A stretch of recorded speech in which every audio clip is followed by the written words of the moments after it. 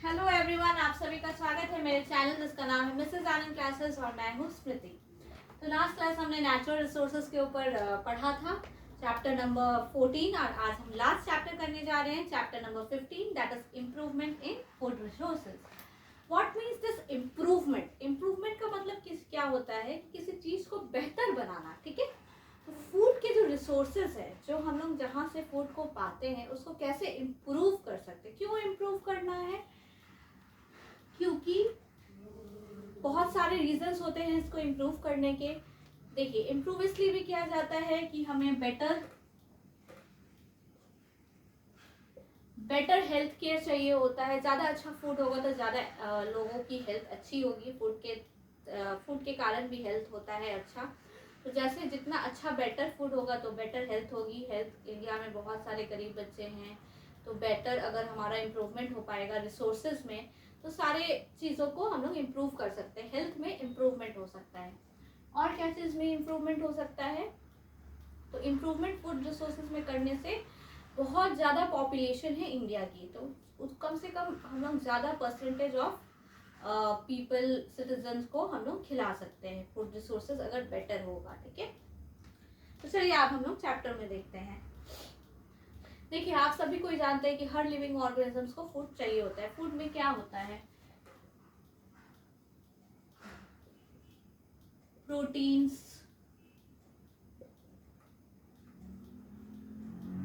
Carbohydrates,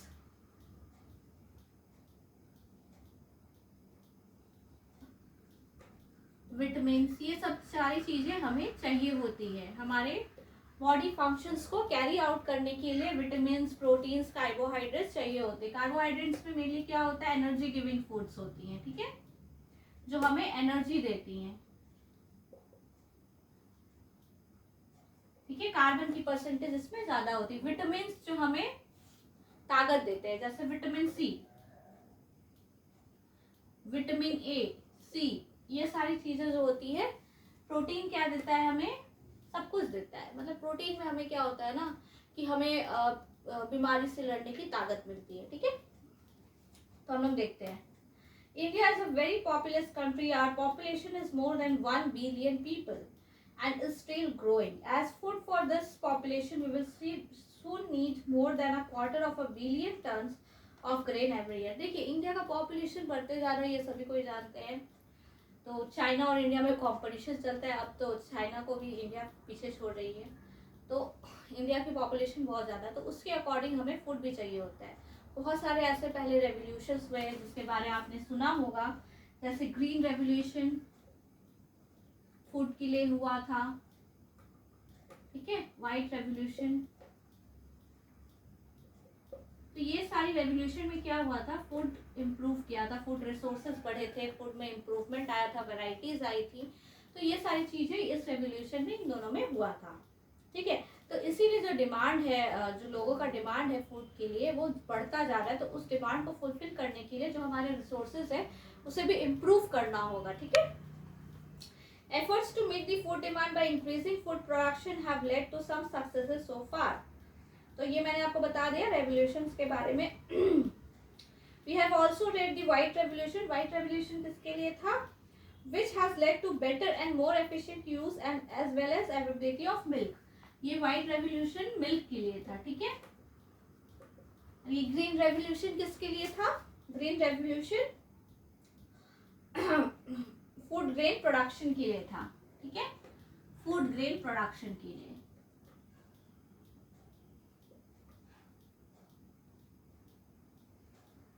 okay, hence there is a need for sustainable practices in agriculture, animal husbandry. These revolution mean that our natural resources are getting used more intensively. इसका मतलब क्या होता है? ये सब जो revolution हुआ, इसका मतलब है कि हमारे जो रिसोर्सेज हैं फूड के, नेचुरल रिसोर्सेज है, नेचुरल जो हमारे पास फूड है, वो बहुत ज़्यादा यूज हो रहा है, ठीक है। इसके लिए क्या हो रहा है कि हमारा जो नेचुरल इन्वायरमेंट है उसमें डैमेज हो रहा है। तो अब हम लोग को ऐसा कुछ करना चाहिए जिससे हमारा इन्वायरमेंट भी डैमेज ना हो, और जो हमारा डिमांड है, जो लोगों का डिमांड है फूड के लिए, हाई डिमांड है, वो भी फुलफिल हो सके, ठीक है। Also, simply increasing grain production for storage in warehouses cannot solve the problem of malnutrition and hunger. People should have money to purchase food.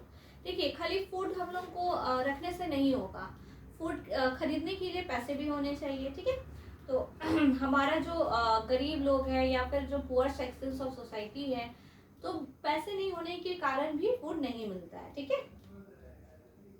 Food security depends on both availability of food and access to it. मतलब food का security कैसे होगा, available है कि नहीं आपके पास food, और आपको फूड अवेलेबल है भी तो आपके पास वो जरिया है कि नहीं कि आप उसे ले सकते, एक्सेस कर सकते, ठीक है। The majority of our population depends on agriculture for their livelihood. हम लोग इंडिया में क्या है, खेती, दैट इज एग्रीकल्चर। तो एग्रीकल्चर के कारण ही जितने भी हमारे पास फूड वेराइटीज है, फूड रिसोर्सेज है, वो मेन रिसोर्स हमारा एग्रीकल्चर ही है, ठीक है। Increasing the incomes of people working in agriculture is therefore necessary to combat the problem of hunger, ठीक है। तो scientific management practices should be undertaken to obtain high yields from farms. तो scientific, हम लोगों को साइंटिफिक वे निकालना चाहिए जिससे हम लोग इल्ड मतलब जो आउटपुट होता है ना, जैसे हम लोग कितना उगाना चाह रहे हैं, तो आउटपुट हमारा इंक्रीज कर जाए, ठीक है। तो उसके लिए साइंटिफिक मेजर्स लेने चाहिए, ठीक है। The question thus becomes how do we increase the yields of crops and livestock? तो कैसे हम लोग क्रॉप का yield that is output को increase करेंगे, ठीक है। तो yield का मतलब क्या होता है, आउटपुट, ओके। yield का मतलब क्या होता है, आउटपुट, ओके।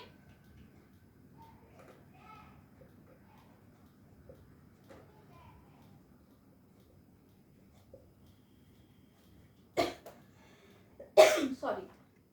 तो इम्प्रूवमेंट इन क्रॉप यील्ड्स कैसे कर सकते हैं, cereal such as wheat, rice, maize, millets and sorghum provide us carbohydrate.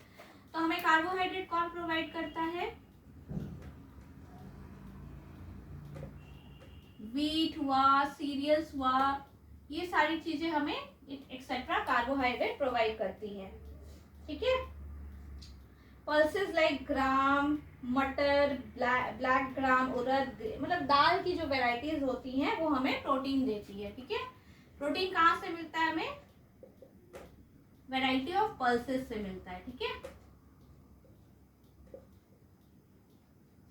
ठीक है। And oil seeds including soybean, groundnut, sesame, ये सब फैट्स प्रोवाइड करते हैं। वेजिटेबल्स जो होते हैं वो मिनरल्स, वेजिटेबल स्पाइसेस या फिर फ्रूट जो होते हैं वो विटामिन और मिनरल्स प्रोवाइड करते हैं, ठीक है। तो हम लोग को सब कुछ चाहिए होता है, विटामिन भी चाहिए होते हैं, प्रोटीन्स भी चाहिए होती हैं, कार्बोहाइड्रेट्स भी चाहिए होती हैं, और फैट्स भी जरूरी है, ओके। हमारे एक बैलेंस्ड हेल्थ के लिए ये सारी चीजें जरूरी है। अब आपका एक इंडेक्स क्वेश्चन है, what do we get from cereals versus fruits and vegetables. देखिए, सीरियल्स से हमें क्या मिलता है, कार्बोहाइड्रेट्स मिलता है, पल्सेस से हमें क्या मिलता है, प्रोटीन मिलता है, फ्रूट्स एंड वेजिटेबल्स से हमें विटामिन एंड मिनरल्स मिलती है, ठीक है। डिफरेंट क्रॉप्स रिक्वायर डिफरेंट, देखिए जो डिफरेंट टाइप के क्रॉप होंगे ना, उन्हें डिफरेंट क्लाइमेटिक कंडीशंस चाहिए होती है। ऐसा नहीं कि सबको धूप चाहिए, सबको पानी चाहिए, सबको ये सब चाहिए, पर डिफरेंट सिचुएशंस में डिफरेंट क्लाइमेटिक कंडीशंस चाहिए होती है, ठीक है। Temperature and photoperiods for their growth and completion of their life cycle. Photoperiods are related to the duration of sunlight. तो फोटो पीरियड का मतलब क्या होता है, ड्यूरेशन ऑफ सनलाइट, ठीक है, कितना सनलाइट मिल रहा है क्रॉप को, तो उस ड्यूरेशन को क्या बोलते हैं, फोटो पीरियड बोलते हैं, ठीक है। Growth of plants and flowering are dependent on sunlight. तो प्लांट्स का जो भी ग्रोथ होता है वो सनलाइट पे बहुत ज्यादा डिपेंड करता है, क्योंकि फोटोसिंथेसिस वो लोग कैरी आउट करते हैं, ठीक है। As we all know plants, ये मैंने अभी जस्ट बताया, जो अपना फूड मैन्युफैक्चर करते हैं वो प्रोसेस होता है फोटोसिंथेसिस, ठीक है। फूड मैन्युफैक्चरिंग प्रोसेस जो होता है वो होता है photosynthesis.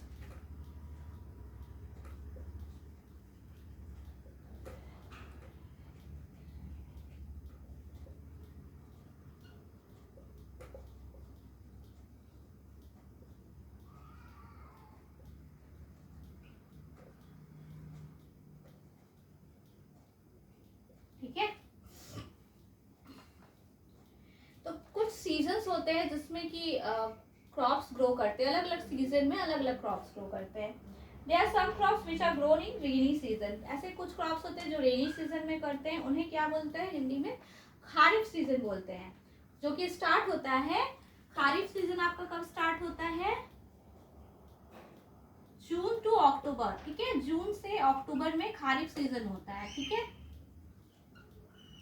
And some of the crops are grown in winter season. Winter season में कौन कौन से? राबी सीजन. जो राबी सीजन में क्रॉप होते हैं वो कब कब होते हैं? नवंबर टू अप्रैल. ठीक है, ये सीजन में राबी क्रॉप्स ये प्रोडक्शन होता है. ठीक है. Paddy, soybean, pigeon, maize, cotton, green gram and black gram are kharif crops. तो खारिफ क्रॉप्स के एग्जाम्पल क्या हो गए? Paddy, soybean. इसके एग्जाम्पल क्या हो गए? Paddy, soybean. ठीक है. और खारिफ के क्या, सॉरी राबी के क्या क्या हो गए? वीट, ग्राम, पीस, ये सब राबी के एग्जाम्पल्स हो गए. ठीक है. तो खारिफ कौन से सीजन में होता है? गर्मी के सीजन में होता है, जून टू अक्टूबर. और राबी कब होता है? November to April, that is winter season. ठीक है. In India, there has been a 4 times increase in the production of food grains from 1952 to 2010, with only 25% increase in the cultivable land area. तो India में 25% खाली सिर्फ increase हुआ है cultivable land में, लेकिन फूड प्रोडक्शन जो इंक्रीज हुआ है वो 4 टाइम्स इंक्रीज हुआ है. ठीक है. तो ये कैसे अचीव हुआ है? तो thus the major group of activities for improving crop yields can be classified as crop variety improvement, crop production improvement and crop protection management. तो ये तीनों चीजों के बदौलत इतना ज्यादा इंक्रीज हुआ है क्रॉप का प्रोडक्शन. ठीक है. तो पहला क्या है? Crop variety improvement. तो वो हम लोग देखेंगे.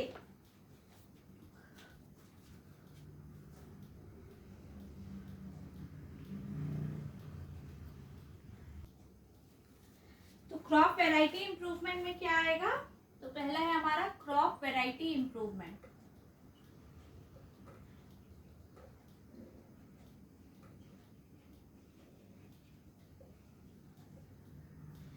This approach depends on finding a crop variety that can give a good yield. ऐसा वेराइटी को फाइंड आउट करना है जिसकी yield गुड हो, अच्छी हो, आउटपुट गुड हो. ठीक है. तो ऐसा वेराइटी को हमें फाइंड आउट करना है. ठीक है. Varieties or strains of crop can be selected by breeding for various useful characteristics such as disease resistance, response to fertilizers, product quality and high yields. तो ये सारी कैरेक्टरिस्टिक पे डिपेंड करता है. जैसे फर्टिलाइजर्स क्या यूज करना है, रिस्पॉन्स कैसा है फर्टिलाइजर्स का, हाई यील्ड होना चाहिए, प्रोडक्ट क्वालिटी, तो आउटपुट गुड होना चाहिए, प्रोडक्ट क्वालिटी अच्छा होना चाहिए. ठीक है. तो ये सब क्वालिटी कैरेक्टरिस्टिक देख के हम लोग डिसाइड करते हैं किस वैरायटी को इम्प्रूवमेंट करना है. ठीक है. One way of incorporating desirable characters into crop varieties is by hybridisation. देखिए, एक तरीका है, हमें जो क्वालिटी चाहिए या वैरायटी चाहिए तो हम लोग उसको हाइब्रिडाइजेशन के थ्रू मतलब इनकॉर्पोरेट कर सकते हैं. प्रोसेस को बोलते हैं हाइब्रिडाइजेशन. मतलब हम लोग उसको मैनुअली इनकॉर्पोरेट कर रहे हैं, मतलब हम लोग कर रहे हैं. ठीक है. Hybridization refers to crossing between genetically dissimilar plants. This crossing may be intervarietal between different varieties, interspecific between two species, intergeneric between different genera. Another way of improving the crop is by introducing a gene that would provide a desired characteristic. This results in genetically modified crops. तो दो वे है, हम लोग crop variety improvement का दो वे है. ठीक है. One, first and second. First is hybridization and second is genetically modified crops. ठीक है.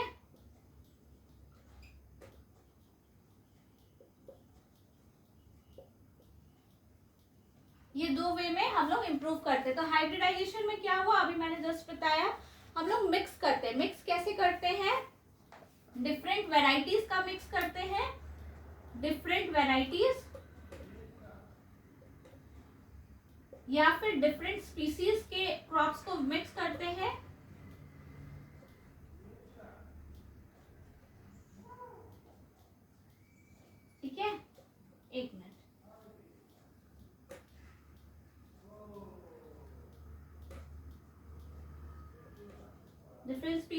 मिक्स करते हैं या फिर डिफरेंट जीन्स को,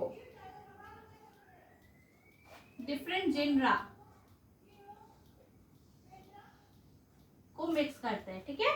तो इस तरीके से हम लोग हाइब्रिडाइजेशन करते हैं। और जेनेटिकली मॉडिफाइड क्रॉप्स क्या होता है, किसी जीन का क्रॉप को हम लोग लेते हैं और डिजायर्ड कैरेक्टरिस्टिक जो है उसमें इंट्रोड्यूस करते हैं, ठीक है।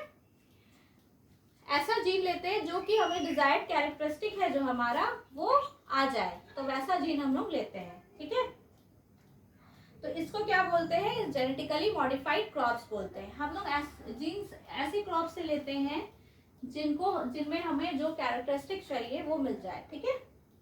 For new varieties of crops to be accepted, it is necessary that the variety produces high yields. देखिए high yields सबसे ज्यादा इम्पोर्टेंट है, ठीक है। हाई yields बहुत ज्यादा इम्पोर्टेंट है, ज्यादा yield होना चाहिए, ज्यादा आउटपुट होना चाहिए, हाई yield, ओके। तो ऐसा ही वैरायटी हम लोग चूज करते हैं जिसमें हाई yield हो, ठीक है। Under different conditions that are found in different areas, farmers would need to be provided with good quality seeds of a particular variety. Farmers को क्या चाहिए, सीड अच्छी क्वालिटी की चाहिए, जिसकी वैरायटी भी एक पर्टिकुलर वैरायटी की सीड चाहिए जो कि अच्छी हो, ठीक है, वैरायटी क्वालिटी में। Cultivation practices and crop yield related to weather, soil quality and availability of water. देखिए प्रैक्टिसेस जो है कि कैसा वाटर का अवेलेबिलिटी है, सॉइल की क्वालिटी क्या है, ये सब भी इम्पोर्टेंस रखती है। वेदर कंडीशंस जैसे क्या वहाँ पे सिचुएशन है, फ्लड का, ड्रॉट का, तो ये सब अनप्रेडिक्टेबल है लेकिन ध्यान में रखना चाहिए। तो हमें क्या चाहिए, some of the factors for which variety improvement is done, किस लिए वैरायटी इंप्रूवमेंट करते हैं, रीजंस और क्या कैरेक्टरिस्टिक्स के लिए हम लोग वैरायटी इंप्रूवमेंट करते हैं, ठीक है। For which characteristics we do the crop variety improvement, क्या कैरेक्टरिस्टिक्स चाहिए, ठीक है।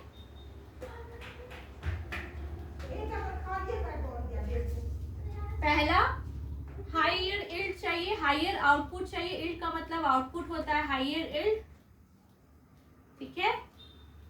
दूसरा इम्प्रूव्ड क्वालिटी, क्वालिटी में इम्प्रूवमेंट चाहिए।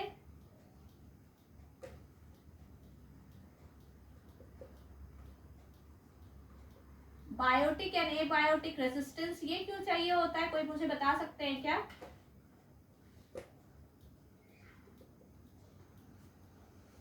ये क्यों चाहिए होता है, एबायोटिक एंड बायोटिक रेजिस्टेंस क्यों चाहिए होता है? Crops production can go down due to biotic मतलब डिजीजेस के कारण, ठीक है। और एबायोटिक मतलब वेदर कंडीशंस के कारण क्रॉप का जो प्रोडक्शन है वो कम हो सकता है। तो ऐसा हम लोग को वैरायटी चाहिए जो कि रेजिस्टेंस हो, मतलब जो लड़ पाए, जो रेसिस्ट कर पाए ये सारी चीजें, डिजीजेस को या फिर वेदर कंडीशंस को, ठीक है। Change in maturity duration, the shorter the duration of the crop from sowing to harvesting, the more economical is the variety.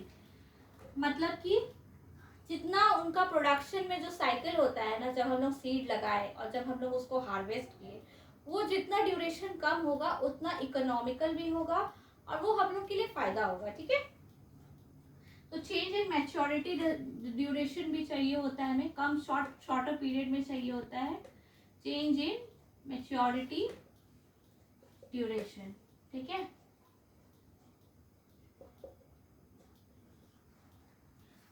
Wider adaptability, ये क्यों चाहिए होता है हमें, ताकि वो हर चीज में कोई भी कंडीशन में अडेप्ट कर ले, ठीक है। Developing varieties for wider adaptability will help in stabilising the crop production under different environmental conditions, मतलब कोई भी एनवायरमेंटल कंडीशन में वो अडेप्ट कर ले, तो वैसा अडेप्टेबिलिटी का कंडीशन जो होता है ना, जैसे अभी क्या है कि पर्टिकुलर क्रॉप को पर्टिकुलर क्लाइमेटिक कंडीशन चाहिए, तो अब इस केस में क्या करते हैं हम लोग, ऐसा करते हैं कि उसे ज़्यादा अडेप्टेबिलिटी मतलब कुछ ज़्यादा वेदर कंडीशंस भी डिफरेंट हो तो भी वो अडेप्ट कर लेगा, ठीक है। Desirable agronomic characteristic, tallness and profuse branching are desirable characters for fodder crops, मतलब कि ज़्यादा लंबा होना चाहिए क्रॉप्स को, तो डिजायरेबल जो हमारा एग्रोनॉमिक कैरेक्टरिस्टिक जिस टाइप का होना चाहिए आपका स्ट्रक्चर, उस टाइप का स्ट्रक्चर को हम लोग लेते हैं, ठीक है। डिजायरेबल हमारे अनुसार होना चाहिए।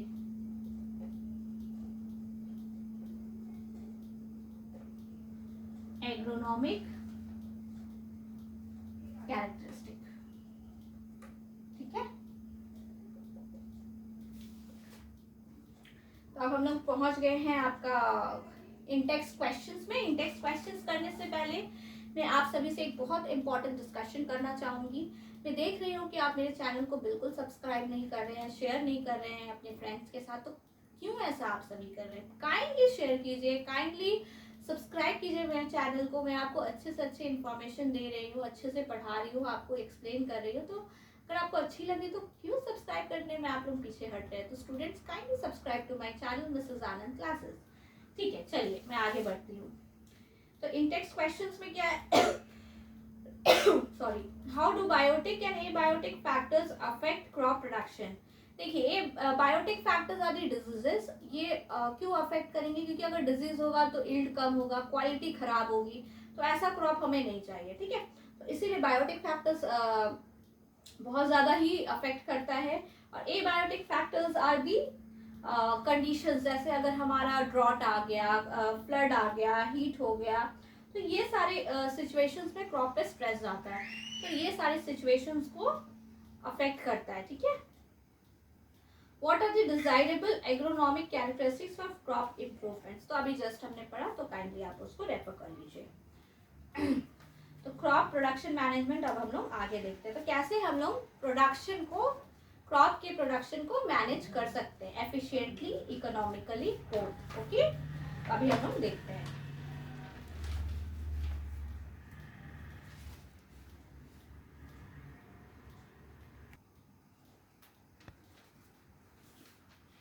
इंडिया में क्या है, बहुत सारे टेक्निक्स है हम लोग मेजर करने, मैनेज करने का।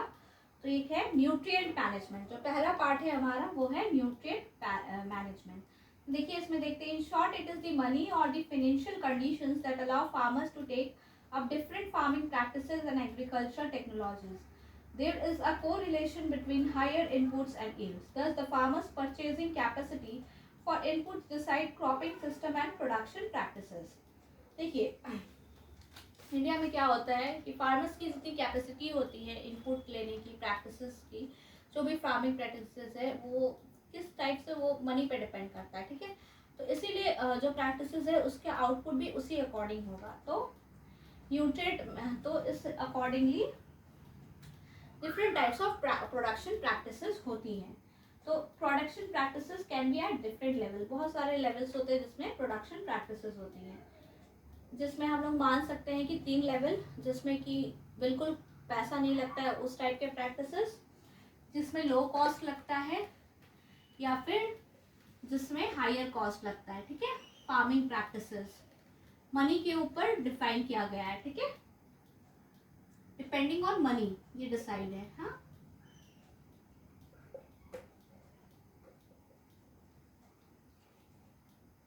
क्या हो सकता है? No cost, low cost, high cost. ठीक है, तो पहला है, excuse me, nutrient management. Just as we need food for development, growth and well-being, plants also require nutrients for growth. जैसे हमें फूड चाहिए होता है अपने ग्रोथ के लिए, तो प्लांट्स को क्या चाहिए होता है? न्यूट्रिएंट्स चाहिए होते हैं ग्रोथ के लिए। ठीक है, ये न्यूट्रिएंट्स कहाँ से मिलते हैं उन्हें? कुछ सॉइल से मिलते हैं, कुछ एक्सटर्नल एनवायरनमेंट से मिलते हैं। ठीक है, there are several nutrients which are essential for plants. Nutrients are supplied to plants by air, water and soil. जैसे मैंने अभी आपको बताया, वाटर के थ्रू न्यूट्रिएंट्स जाता है, सॉइल के थ्रू जाता है, और एयर के थ्रू भी न्यूट्रिएंट्स जाता है। Air nutrients which are essential for plants. Air supplies carbon and oxygen. Air क्या सप्लाई करता है? Carbon, oxygen. ठीक है, हाइड्रोजन कहाँ से मिलता है? वाटर से मिलता है। ठीक है, सॉइल क्या होता है? अदर जो न्यूट्रिएंट्स चाहिए होता है 30, वो प्रोवाइड करती है सॉइल। ठीक है,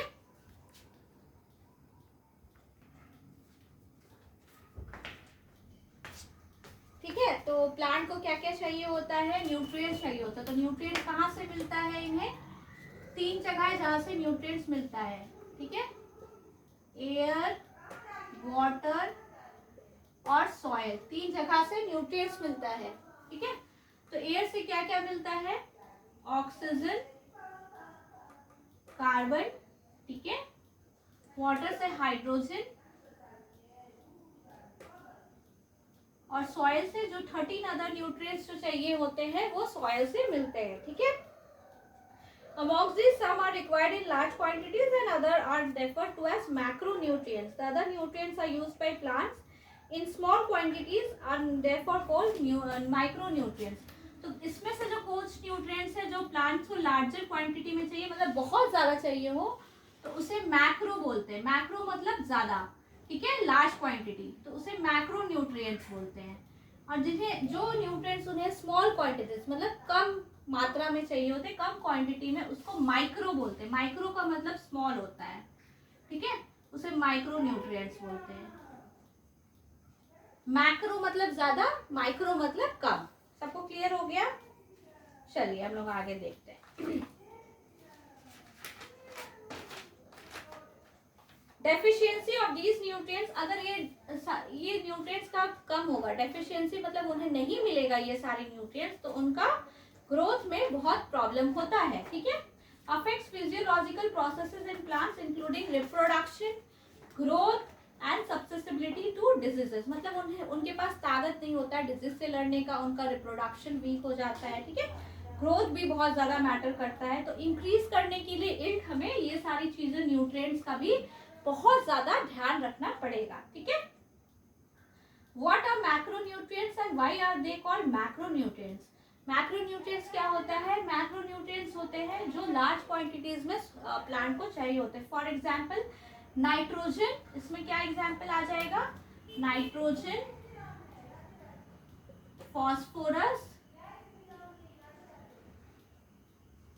ठीक है, मैग्नीशियम, सल्फर, कैल्शियम, ये सारी चीजें मैक्रो मतलब लार्ज।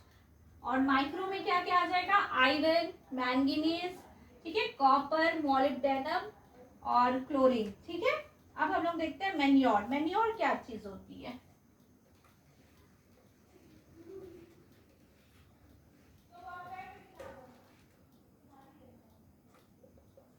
मैन्योर क्या चीज होती है? Manure contains large quantities of organic matter and also supplies small quantities of nutrients to the soil. ये क्या चीज होती है? बहुत ज्यादा इसमें ऑर्गेनिक मैटर होता है और स्मॉल क्वांटिटीज में क्या होता है? न्यूट्रिएंट्स होता है, जो कि हम लोग सॉइल में देते हैं, ठीक है। Large quantities of organic matter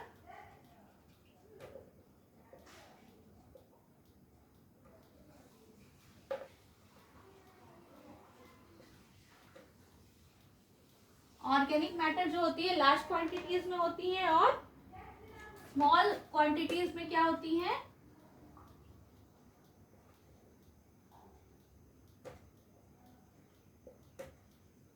nutrients होती है, ठीक है। सबको समझ में आ रहा है मैन्योर क्या है? हम लोग ये सॉइल में ऐड करते हैं, ठीक है। कैसे प्रिपेयर होता है?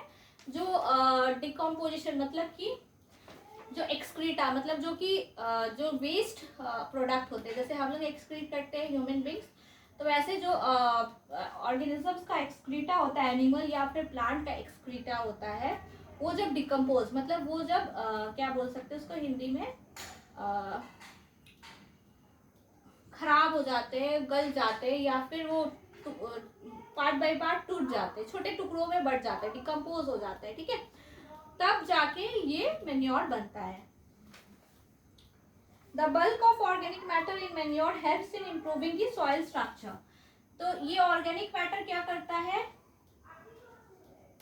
सॉइल स्ट्रक्चर इंप्रूव करता है, ठीक है, इंप्रूव्स सॉइल स्ट्रक्चर, ठीक है, ये सॉइल स्ट्रक्चर इंप्रूव करता है।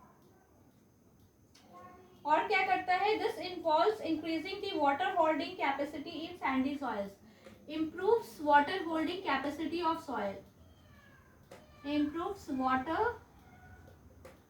holding capacity, ठीक है।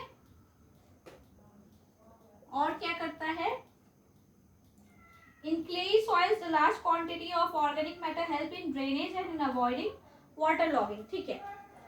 मैन्योर कैसे क्लासिफाई होता है? दो टाइप में, compost and vermi compost and green manure. ठीक है, दो टाइप में इसका क्लासिफिकेशन है। ठीक है,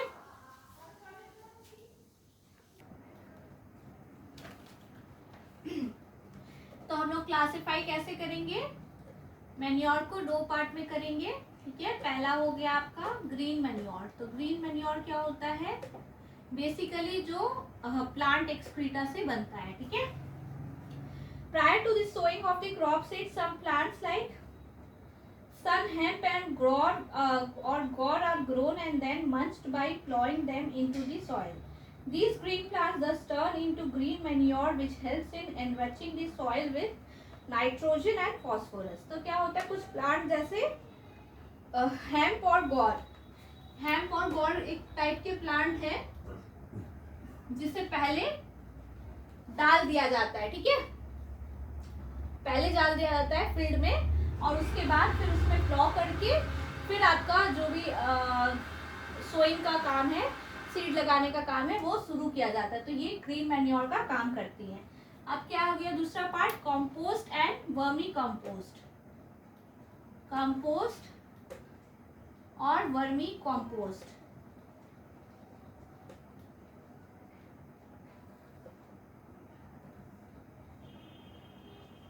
ठीक है, तो the process in which farm waste material like livestock excreta, vegetable waste, animal refuse, weeds is decomposed and peats is known as composting.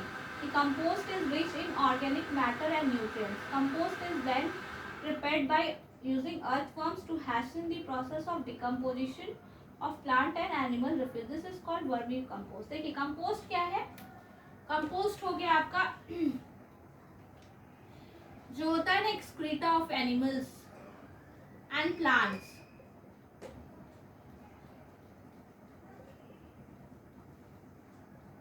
Animals और प्लांट्स का जो एक्सक्रीटा है उसको हम लोग पीट्स में डिकम्पोज करते हैं। ठीक है, are decompose in Pitt's.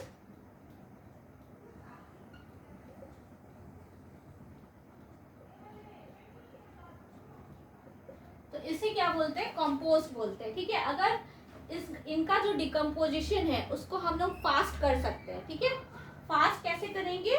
Earthworms को डाल देंगे। ठीक है, तो अर्थवर्म्स अगर फास्ट कर देते हैं तो उसे क्या बोलते हैं? वर्मी कंपोस्ट बोलते हैं। अर्थवर्म्स हम लोग यूज करते हैं डिकम्पोज में। ठीक है, सबको समझ में आ रहा है?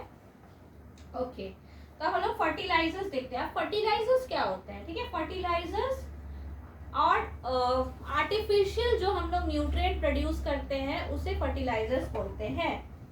और ये क्या? प्लांट न्यूट्रिएंट्स होते हैं। ठीक है, कॉमर्शियली प्रोड्यूस प्लांट न्यूट्रिएंट्स जो हम लोग प्रोड्यूस करते हैं प्लांट न्यूट्रिएंट्स उसे फर्टिलाइजर्स बोलते हैं। ठीक है, तो देखेंगे हम लोग फर्टिलाइजर्स क्या होता है।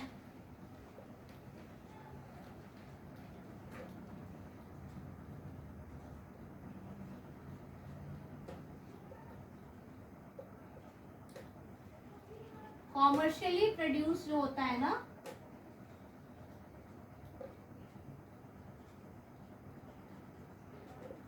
प्लांट न्यूट्रिएंट्स उसे फर्टिलाइजर्स बोलते हैं। ठीक है,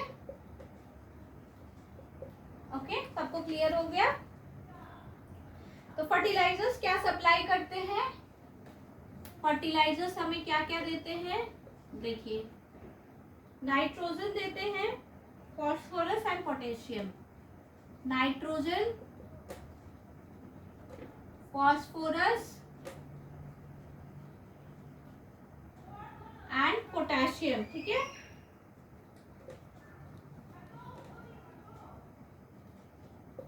ये सारी चीजें देते हैं। ठीक है,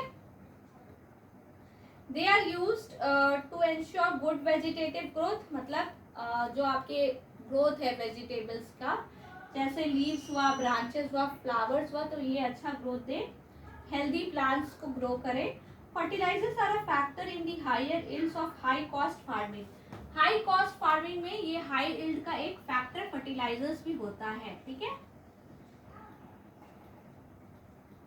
हाई कॉस्ट फार्मिंग एक फैक्टर फैक्टर क्या होता है, फर्टिलाइजर्स भी होता है, ठीक है। Fertiliser should be applied carefully in terms of proper dose, time and observing pre and post application precautions for their complete utilisation. तो फैक्टर्स क्या क्या इंपॉर्टेंट है फॉर यूजिंग फर्टिलाइजर्स। फैक्टर्स देखिए, फैक्टर्स क्या क्या इंपॉर्टेंट होते हैं। फर्टिलाइजर्स को यूज करने का भी तरीका होता है, ऐसे ही नहीं कि बस हम लोग डाल दिए फर्टिलाइजर्स, नहीं, उसका पोस्ट प्री प्रिकॉशन भी लेना पड़ता है, ठीक है, प्रिकॉशन लेना पड़ता है। और फिर किस टाइम पे आप डाल रहे हो फर्टिलाइजर्स को ऑब्जर्व कीजिए आप, ठीक है, ये सारी चीजें अप्लीकेबल होती हैं।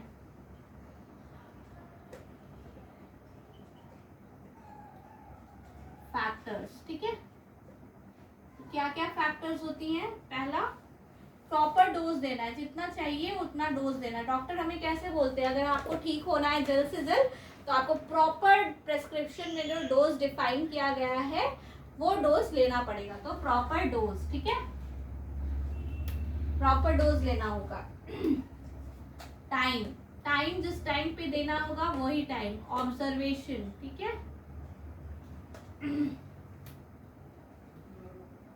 Observing pre and post application, मतलब डालने से पहले और अप्लाई करने से पहले और अप्लाई करने के बाद आपको देखना पड़ेगा, प्री एंड पोस्ट एप्लीकेशन, ठीक है।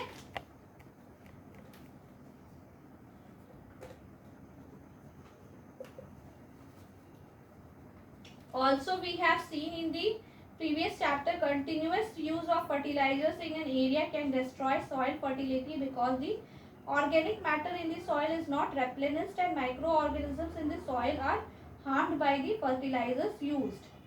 देखिए, रेपिटेड अगर आप यूज करते हैं ना तो सॉइल का क्वालिटी खराब हो जाता है, तो हमें रेपिटेशन नहीं करना चाहिए, बहुत ज्यादा यूज नहीं करना चाहिए, ठीक है। Short term benefits and long term benefits क्या है फर्टिलाइजर का, देखिए, for maintaining soil fertility have to be considered while aiming for optimum yields in crop production. Organic farming is a farming system with minimal or no use of chemicals as fertilizers. Minimal और no use of fertilisers का क्या होता है, organic farming को हम लोग बोलते हैं। बहुत कम यूज करना फर्टिलाइजर या फिर नहीं यूज करना है तो उसे हम लोग क्या बोलते हैं, ऑर्गेनिक फार्मिंग बोलते हैं, ठीक है।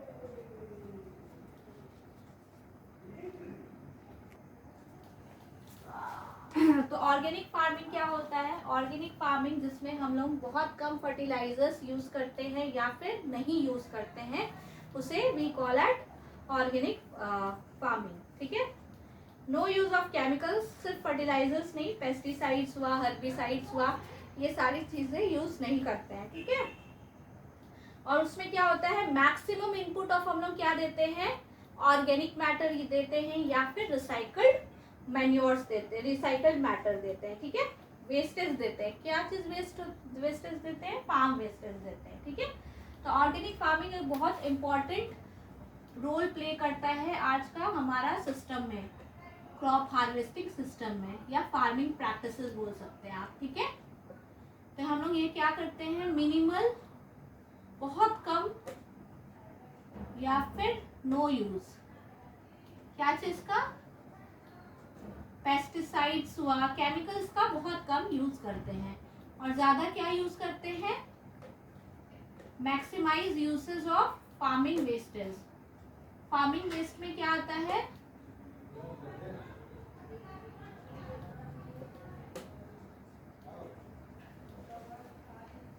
फार्मिंग वेस्टेज क्या होता है, देखिए, जैसे लाइफ स्टॉक एक्सट्रीटा या फिर स्टॉक्स एक्सट्रीटा, ठीक है।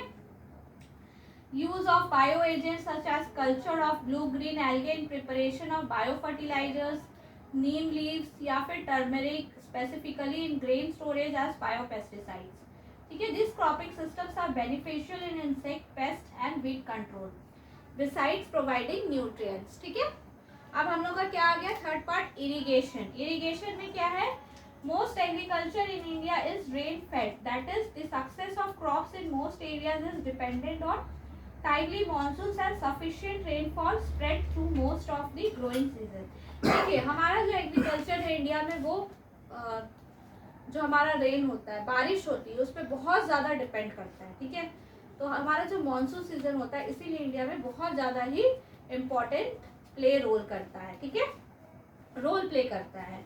तो क्या होता है कि अगर मानसून अच्छे से नहीं हुआ तो क्रॉप अच्छे से नहीं होता है। ठीक है, क्रॉप का फेलियर हो जाता है। तो ensuring that the crops get, तो क्रॉप्स को हम लोग को सफिशिएंट वाटर देना है। ठीक है, तो वाटर कैसे दे सकते हैं, आर्टिफिशियली भी दे सकते हैं। हम लोग कैसे देते हैं, इरिगेशन प्रोसेस के थ्रू देते हैं। ठीक है, ensuring that the crops get water at the right stages during their growing season can increase the expected yields of any crop. Many measures are used to bring more and more agricultural land under irrigation. So India has a wide variety of water resources and a highly varied climate. India का climate बहुत ज़्यादा vary करता है और बहुत wide variety of water resources India में हैं। तो several different kinds of irrigation systems भी अडॉप्ट किया गया है। ठीक है, इरिगेशन सिस्टम्स इंडिया में वाटर प्रोवाइड करने के लिए। ठीक है, इरिगेशन सिस्टम। तो these include wells, canals, rivers and tanks. तो किस टाइप का इरिगेशन सिस्टम है इंडिया में, देखिए हम लोग देखते हैं। चलिए, types of irrigation system in India. Wells है, ठीक है, कुआं के थ्रू भी हम लोग पानी लेते थे पहले, अभी भी बहुत जगह पे लेते हैं। कैनाल्स है, रिवर लिफ्ट सिस्टम्स है। Types of irrigation system, artificially कैसे हम लोग राइट स्टेज पे वाटर प्रोवाइड कर सकते हैं। ठीक है,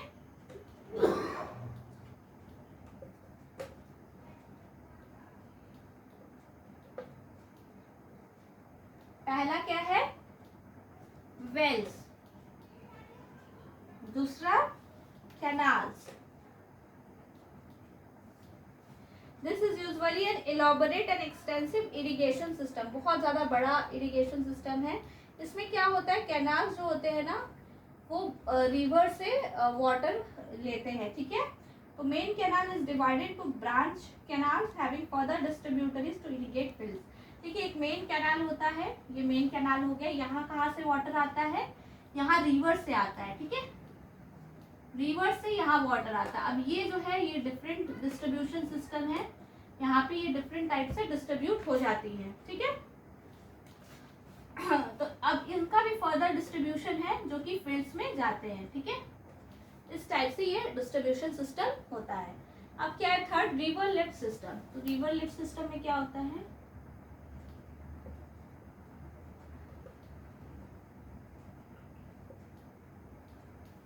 excuse me, in areas where canal flow is insufficient or irregular due to inadequate reservoir release, the lift system is more rational.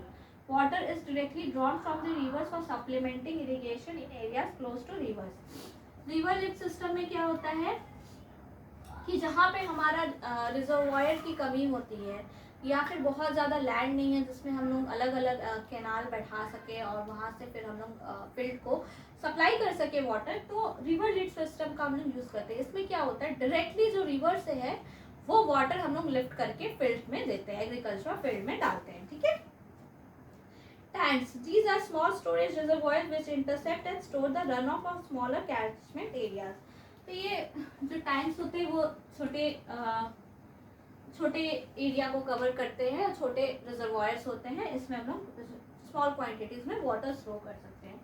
Fresh initiatives for increasing the water available for agriculture include rain water harvesting and water shade management.